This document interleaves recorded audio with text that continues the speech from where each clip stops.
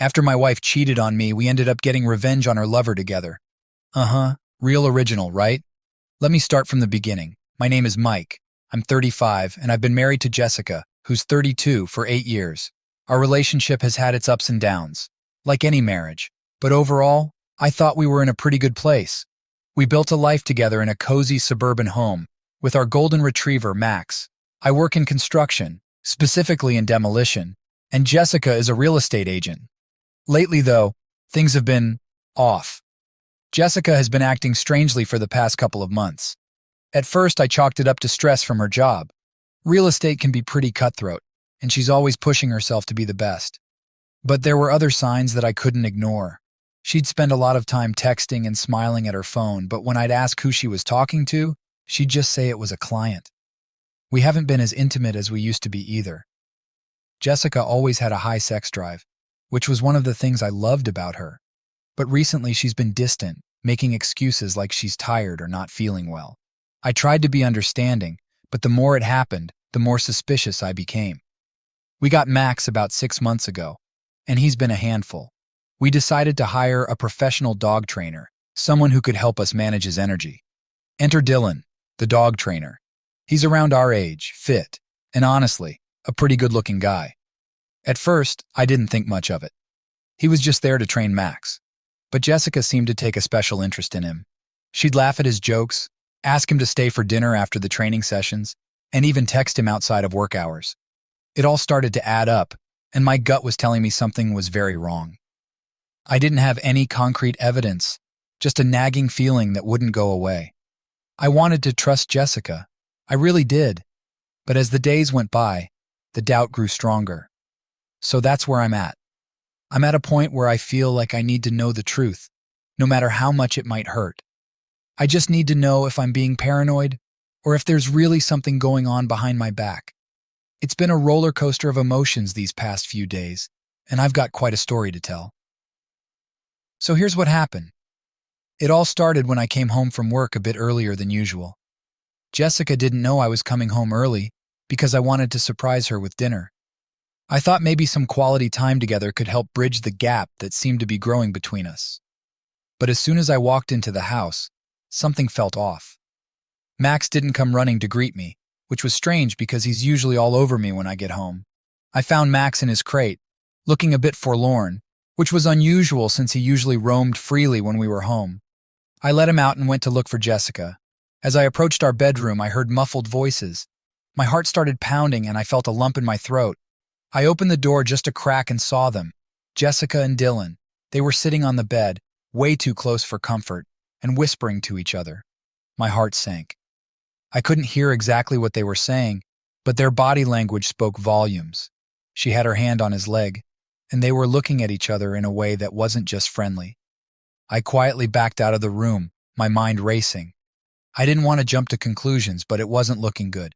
I needed proof, something undeniable. So I decided to wait it out. I went back to the living room, grabbed a beer, and pretended like I hadn't seen anything when Jessica eventually came out, looking a bit flustered. Later that night, after Dylan had left, I noticed Jessica's phone on the kitchen counter.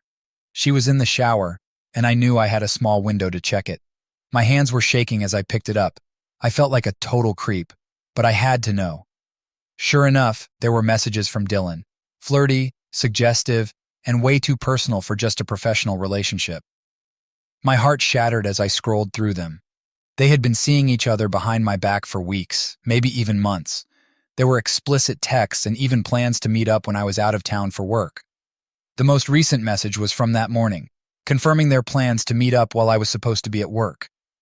I put her phone back exactly where I found it and tried to act normal, but inside, I was boiling with rage and hurt.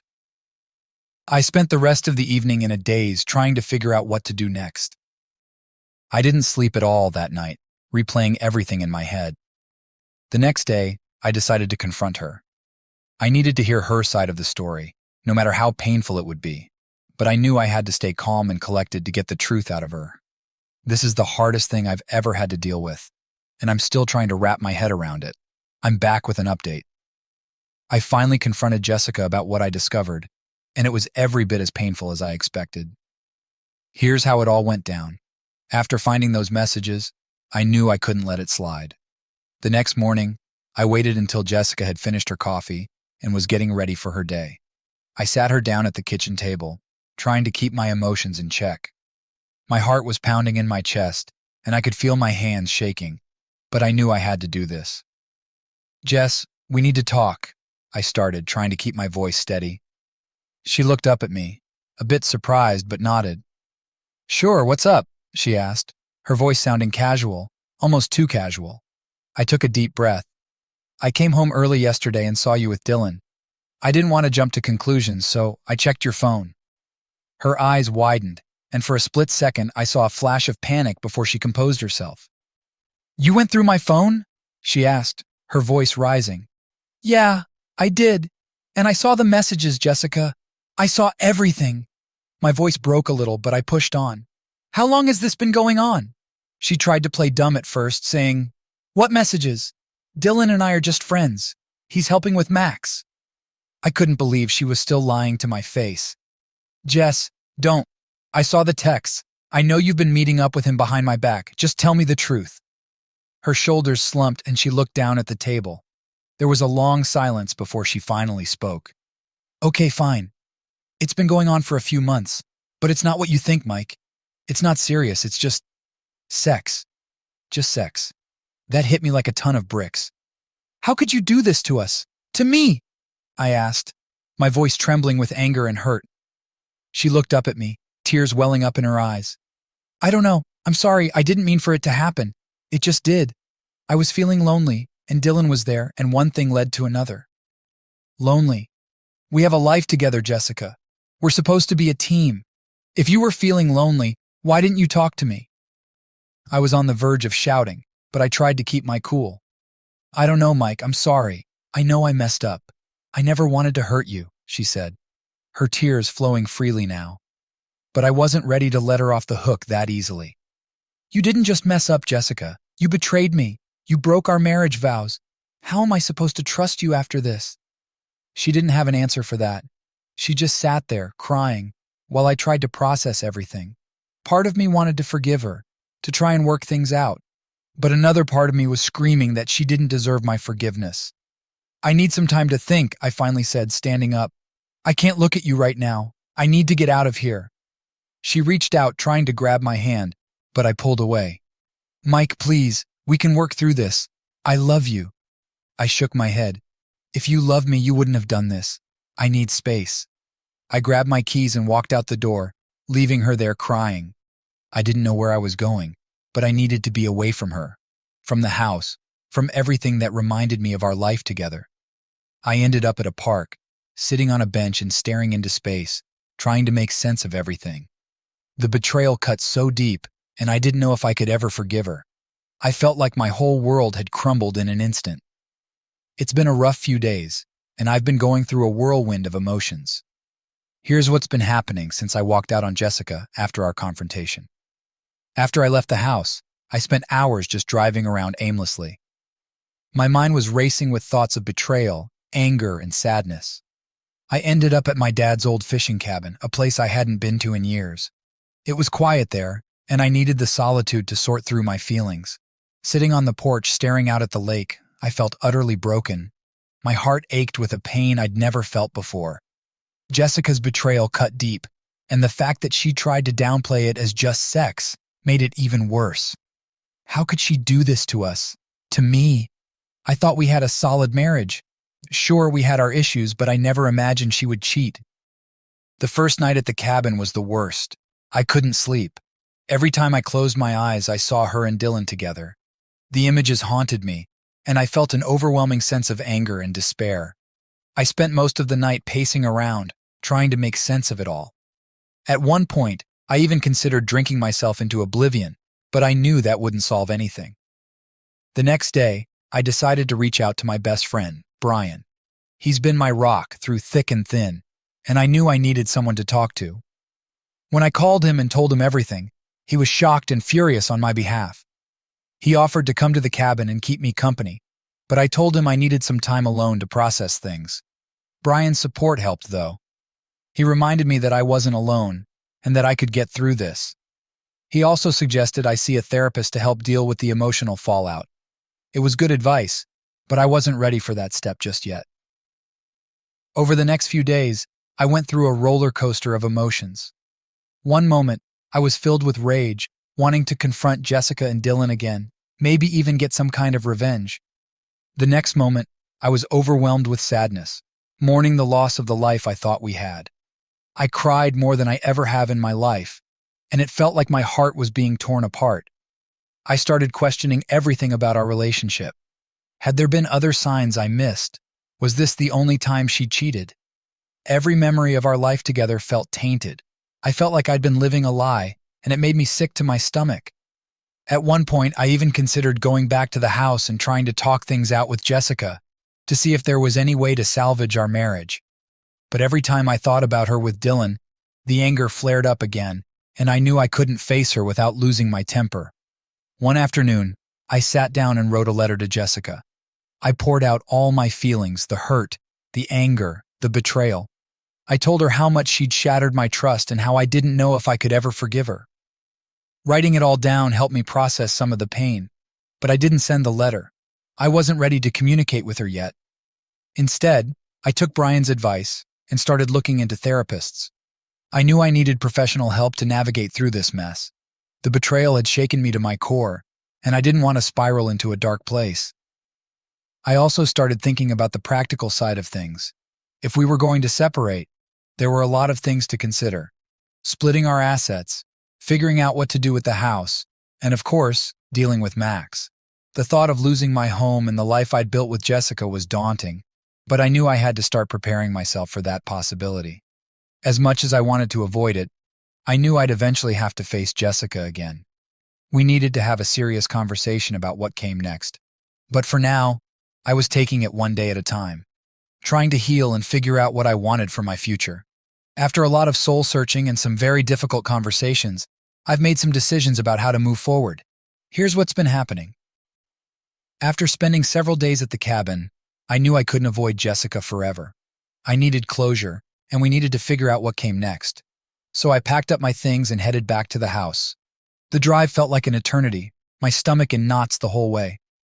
When I pulled into the driveway, I saw Jessica's car was there, and my heart started racing. I walked in, and there she was, sitting at the kitchen table with Max by her side. She looked up and I could see she'd been crying. Her eyes were red and puffy, and she looked like she hadn't slept much either. "Mike," she said softly, standing up as I walked in. I held up a hand to stop her. "Jessica, we need to talk, but first I need to say some things, and I need you to just listen, okay?" I said, trying to keep my voice steady. She nodded and sat back down, looking at me with a mixture of fear and hope. I took a deep breath. "I've been doing a lot of thinking, and this whole situation has completely shattered my trust in you. You didn't just cheat on me. You lied to me, repeatedly, and you made me question everything about our marriage.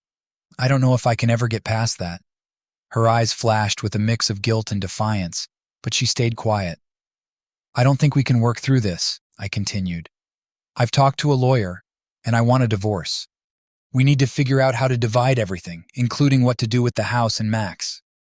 At that, she sat up straighter, her face hardening. "Max is staying with me," she said firmly. I was taken aback. "Jessica, Max is my dog. You know how much he means to me." She crossed her arms, a bitter smile on her lips. "Oh, so now you care about Max? You're the one who's been gone all the time. I'm the one who's been taking care of him." "Jessica, that's not fair. I love Max, and you know it." "Well, life's not fair, is it?" she snapped. "If you want Max, you're going to have to fight me for him."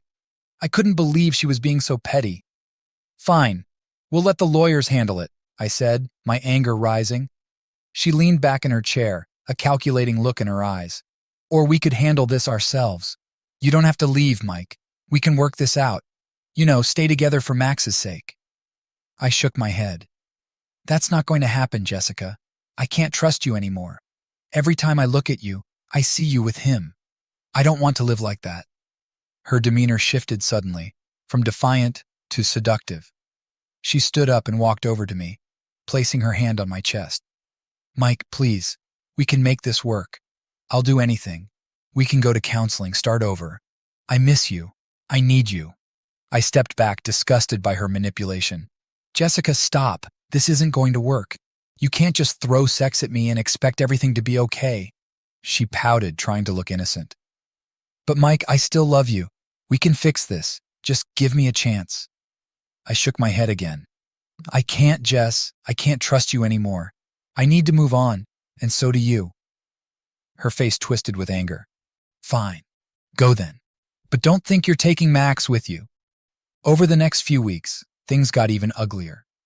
Jessica refused to let me take Max, and she made every conversation about the divorce as difficult as possible. She tried to guilt-trip me, manipulate me, and even seduce me into staying, but I held my ground. I moved out and found a small apartment nearby. It wasn't much, but it was a fresh start. Jessica stayed in the house, and we started the divorce proceedings. It was a bitter process, filled with arguments and accusations. After deciding to move forward with the divorce, the biggest challenge has been the fight over Max. Once we agreed to proceed with the divorce, things got really messy. Jessica dug her heels in about Max, insisting that he stay with her. She argued that she had been the primary caregiver while I was away at work, and that Max was more attached to her. It felt like she was using him as a pawn to manipulate me into staying, and it made me angrier than ever. I got my lawyer involved right away. He was amazing and reassured me that we had a strong case. We documented everything, how Max was my dog originally, how I had taken care of him, and even how Jessica was trying to use him to keep me tied to her. It was a bitter and emotional battle, but I knew I couldn't give up on Max. We continued the legal battle over Max, and it was exhausting. My lawyer advised me to document everything and to stay strong. We filed for shared custody, and I made sure to show the court how much Max meant to me and how I was fully capable of taking care of him. Jessica, on the other hand, tried to paint a picture of me being too busy with work to be a good dog owner. She even went as far as accusing me of neglecting Max, which was completely untrue. It was a low blow, and it hurt deeply. But I stayed focused and determined to fight for Max. The court hearings were grueling. We both had to present our cases, and it felt like our entire relationship was being dissected in front of strangers. Jessica put on a show, playing the victim, and trying to make me look like the bad guy.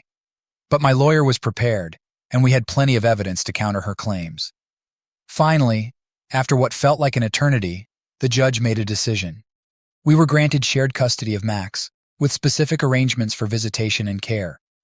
It wasn't exactly what I wanted, but it was a victory. I could still be with Max and make sure he was taken care of properly. Even after the court's decision, Jessica continued to make things difficult. She would try to change the visitation schedule at the last minute, make snide comments during exchanges, and generally make the process as painful as possible. But I stayed strong, knowing that I was doing the right thing for Max. Through all of this, I kept seeing my therapist and leaning on my friends and family. They were my support system, and I couldn't have made it through without them. Slowly, I started to rebuild my life.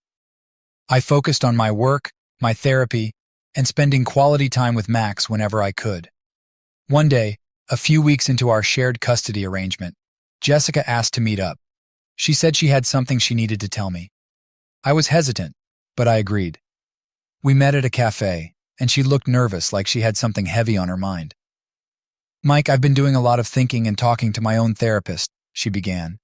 I know I hurt you deeply, and I don't expect you to forgive me, but I want you to know that I'm truly sorry for everything. I never meant to hurt you, and I regret everything. I just wanted you to know that.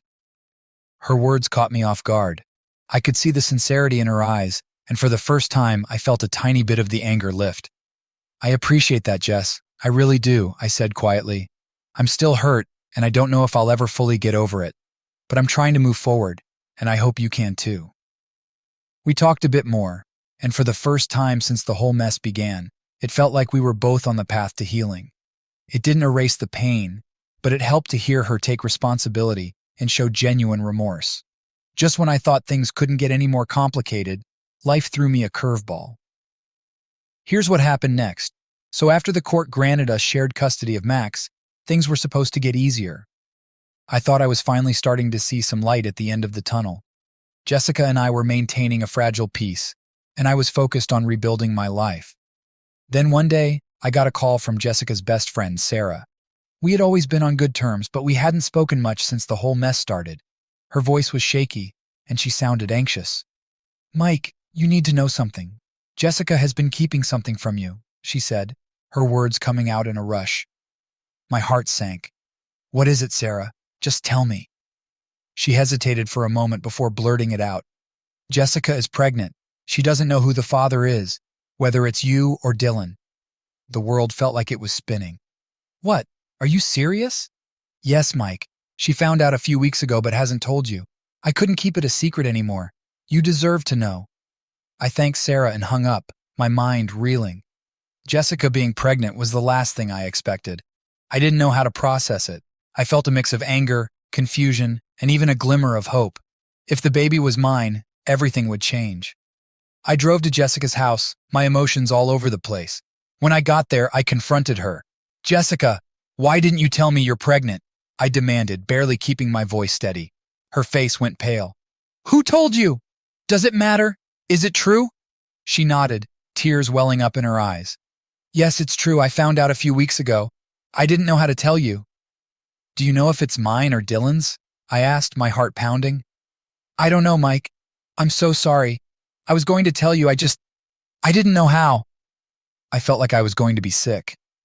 We need to find out, Jessica. This changes everything. We talked about getting a paternity test as soon as possible. The thought of her carrying Dylan's child made me sick to my stomach, but if there was a chance it was mine, I needed to know. The next few weeks were a blur of anxiety and uncertainty as we waited for the test results. During this time, Jessica tried to reach out to me more, apologizing and expressing her regret. She seemed genuinely scared and vulnerable, but I couldn't let my guard down. The betrayal was still too fresh. Finally, the day of the paternity test came. We went to the clinic together, the tension between us palpable. The test itself was quick, but the waiting was torture. I felt like my entire future was hanging in the balance. When the results came in, my heart was pounding. I opened the envelope with shaking hands, Jessica watching me with tears in her eyes. The results confirmed that I was not the father. The baby was Dylan's.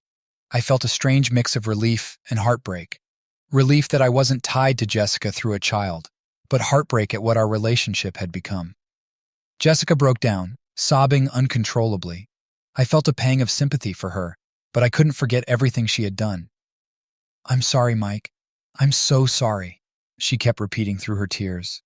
I stood there feeling numb. It's over, Jessica. We need to finalize the divorce and move on with our lives.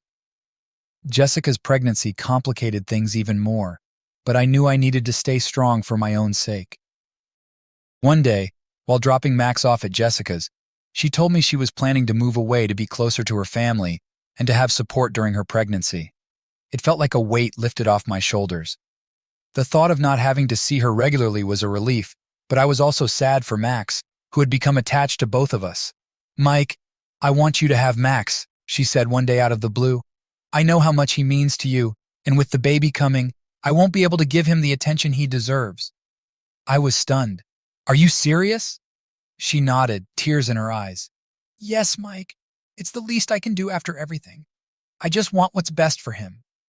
For the first time in months, I felt a genuine sense of relief. Thank you, Jessica. I appreciate that. With that, we made the necessary arrangements, and Max officially came to live with me full-time. It was a small victory in the midst of all the chaos, but it felt like a step towards healing. Just when I thought things were finally starting to settle down, another twist hit me out of nowhere. After Jessica moved closer to her family, things were quiet for a while. I focused on work, therapy, and rebuilding my life with Max. It was a relief to have full custody of him, and he quickly became my rock. We spent our days hiking, playing fetch, and just enjoying each other's company. It felt like I was finally finding some peace. Then one day I received an unexpected visitor at my apartment. It was Dylan. He looked haggard and stressed, a far cry from the confident dog trainer I once knew. Mike, we need to talk, he said, his voice strained. I was instantly on guard. What do you want, Dylan? Please, just hear me out, he pleaded. It's about Jessica and the baby. Against my better judgment, I let him in. He looked around nervously before sitting down. What's going on? I asked, trying to keep my cool. Jessica reached out to me, he began. She's been pressuring me to step up and take responsibility for the baby. But Mike, I'm not ready for this. I didn't sign up for any of this. I felt a surge of anger. You think I signed up for any of this, Dylan? You wrecked my marriage, got my wife pregnant, and now you want to run away from your responsibilities? He looked desperate. I know, and I'm sorry. But Jessica's threatening to go public, to tell my wife and my kids. My life is falling apart, and I don't know what to do. I was seething. You deserve every bit of this, Dylan. You brought it on yourself. What do you expect me to do about it? Please, Mike, I need your help.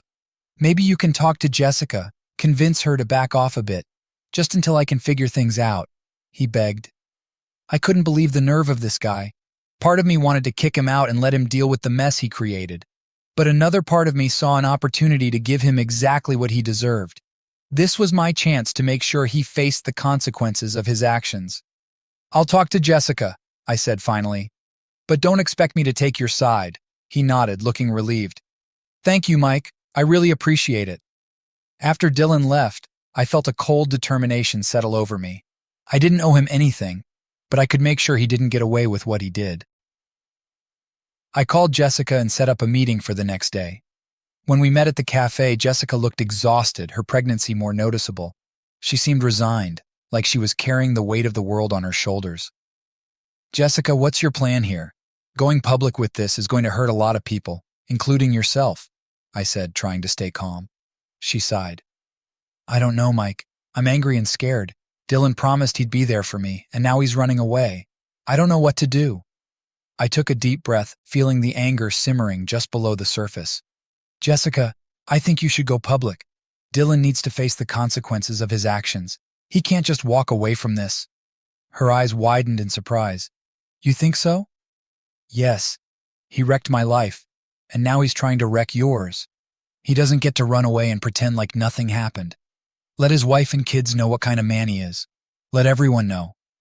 She looked uncertain. But Mike, won't that just make things worse for everyone? I shook my head. It's already bad. At least this way he'll be held accountable. He needs to know he can't get away with this. Jessica nodded slowly, a look of determination settling on her face. You're right. He shouldn't get away with this. Over the next few days, Jessica started making her plans. She reached out to Dylan's wife, sharing the truth about his affair and the baby. She also contacted his workplace, ensuring that his colleagues knew what kind of man they were working with. It was a bold move, but it felt justified. Dylan needed to face the music. The fallout was immediate and intense. Dylan's wife was devastated and furious. She kicked him out of the house and filed for divorce. His colleagues were shocked, and he faced serious repercussions at work. His life was crumbling around him, and it was clear he was paying the price for his actions. I felt a grim satisfaction watching it all unfold. It didn't erase the pain of what had happened, but it felt like some semblance of justice was being served. Jessica, meanwhile, found some solace in knowing that she wasn't alone in facing the consequences of their affair. One day, while I was at the park with Max, I got a call from Jessica. She sounded calm, almost relieved. Mike, I just wanted to thank you for everything. I know I don't deserve it, but I appreciate you talking to me and helping me see reason. I'm going to focus on the baby and my family. I hope we can find some kind of peace, she said. Take care of yourself, Jessica. I hope things get better for you, I replied. Hanging up, I felt a sense of closure. It wasn't the happy ending I once envisioned, but it was something. I had my life, my dog, and a sense of hope for the future. It was time to move on and start fresh. Update. It's been a year since the last update and a lot has happened. I wanted to share where I am now and how things have changed. Your support has been incredible throughout this entire ordeal, and it feels good to finally be able to give you some positive news. After Jessica decided to go public with everything, the fallout was massive. Dylan's life imploded. His wife kicked him out, and he faced serious repercussions at work. He lost a lot of respect from his colleagues and friends. It was a harsh lesson for him, and while I don't take pleasure in someone else's misery, it did feel like justice was served. Jessica moved in with her family to get the support she needed during her pregnancy. We kept our interactions to a minimum, but I did hear that she was doing better. A couple months ago, she reached out to me, letting me know she had given birth to a healthy baby boy. She sounded relieved and hopeful for the first time in a long while. She thanked me again for supporting her decision to go public and for being there, even when I had every right to walk away. As for me, life has been a roller coaster, but things are finally starting to stabilize. I've thrown myself into my work and my hobbies. I've been promoted at my job, which has been a great distraction and a source of pride. Max has been my constant companion, and we've grown even closer. He's been my rock through all of this, and having him by my side has made everything more bearable. I've also been seeing a therapist regularly, which has helped immensely. Talking through my feelings and working on myself has been tough, but rewarding. I've started to let go of some of the anger and resentment, focusing instead on building a better future for myself. About 3 months ago, I decided to take a trip. I packed up Max and we headed out on a road trip across the country. It was something I always wanted to do, but never had the chance. We visited national parks, stayed in cozy cabins, and met some incredible people along the way. It was exactly what I needed to clear my head and start healing. The trip gave me a new perspective and reminded me that life goes on, even after the darkest times. I've also reconnected with old friends and made some new ones. I joined a local hiking group and started participating in community events. It's been great to build a support network and surround myself with positive, like-minded people. I even started dating again. It's still new, and I'm taking things slow, but it feels good to open myself up to the possibility of finding happiness again. One day, while I was hiking with Max, I ran into Sarah, Jessica's best friend. We hadn't seen each other since the whole ordeal started. She was genuinely happy to see me doing well, and we ended up grabbing coffee together. We talked about everything that had happened, and it felt good to get some closure. She told me that Jessica was doing well and adjusting to life as a new mom. A year ago, I couldn't have imagined feeling this way. The pain and betrayal were overwhelming, but now I'm starting to see the light at the end of the tunnel. Life isn't perfect, and I still have my moments of doubt and sadness, but I'm stronger than I was before. I've learned to value myself and not let others' actions define my worth.